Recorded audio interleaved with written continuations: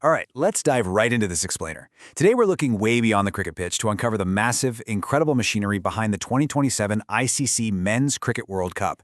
You know, when we watch a huge sporting event, it's so easy to get completely lost in the drama of the game. The runs, the wickets, those gravity-defying catches. But what's honestly just as fascinating is the invisible architecture that makes all those moments possible. We are talking about a tournament of unprecedented scale for its region. It's a literal logistical puzzle, and today we're going to break down exactly how it works. To wrap our heads around the sheer scale of this tournament, we're going to hit four key areas: the 2027 mega spectacle, a brand new format, securing the World Cup, and finally reaching the global audience.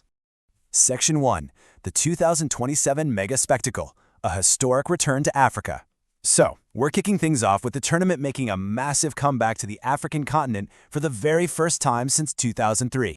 You really have to ask yourself, what does it actually take to mount the biggest sporting event in South Africa since the 2010 FIFA World Cup?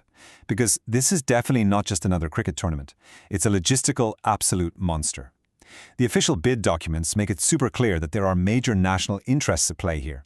We're talking huge economic benefits for the host nations and an incredible amount of pressure to deliver a flawless experience for millions of fans.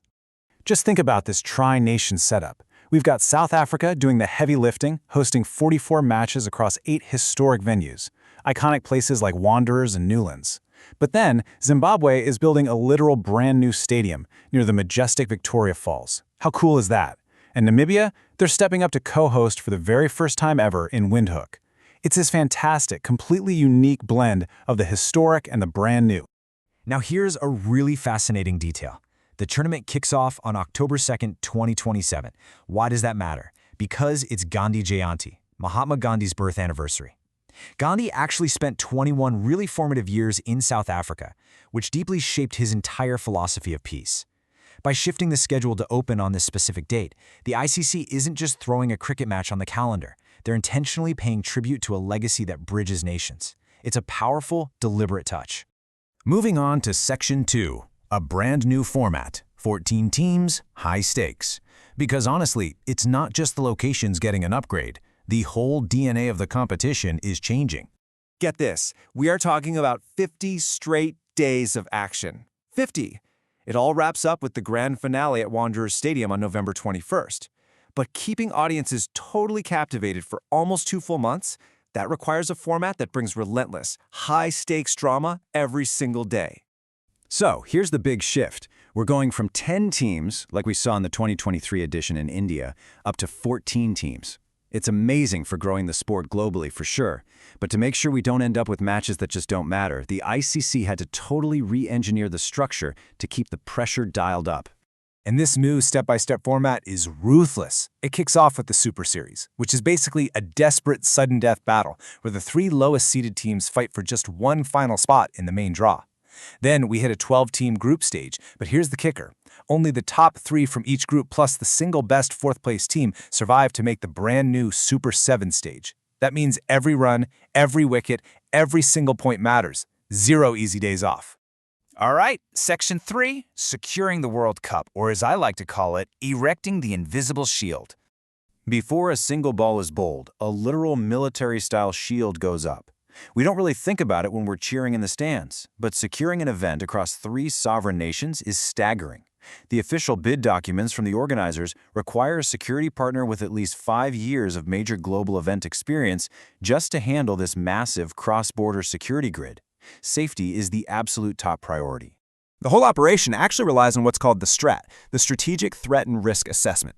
This is a comprehensive, risk-based security plan that has to be delivered to the ICC a full 12 months before the event even starts. And they don't just submit it and forget it. The Safety and Security Director meets with the ICC to review and tweak this plan at least once a month to dynamically respond to any shifts in the global security environment.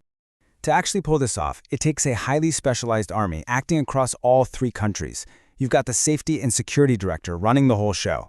Then, city coordinators on the ground dealing with local police and hotels. Team security liaison officers who literally embed with the 14 competing teams and track their every move. There's even a dedicated Maslow just to protect the match officials. It is a completely synchronized, behind-the-scenes operation designed to keep the spotlight exactly where it belongs, on the cricket. Finally, let's look at Section 4, reaching the global audience, and the broadcast engine powering it all. Because frankly, a flawless 50-day tournament doesn't mean much if the fans around the world can't watch it, right? This recent rights agreement in Pakistan perfectly shows how the ICC guarantees access. They've split the rights between traditional television, like PTV and Jio Super, and digital streaming platforms like Maiko, Tamasha, and TapMad. So whether you're chilling on your couch or stuck commuting on a train, the game is right there in the palm of your hand. And this isn't just a one-off deal. The 2027 World Cup is basically the crown jewel of a huge portfolio of global events. We're talking T20 World Cups, the World Test Championship Final, the Women's Champions Trophy. The ICC is carefully building this massive, multi-year storyline to really amp up global momentum, leading straight into that 2027 mega event in Africa. As Sancho Gupta, the ICC chief executive, pointed out recently, Pakistan is one of the most vibrant markets out there, and giving them world-class access is a huge priority. It really highlights a crucial point.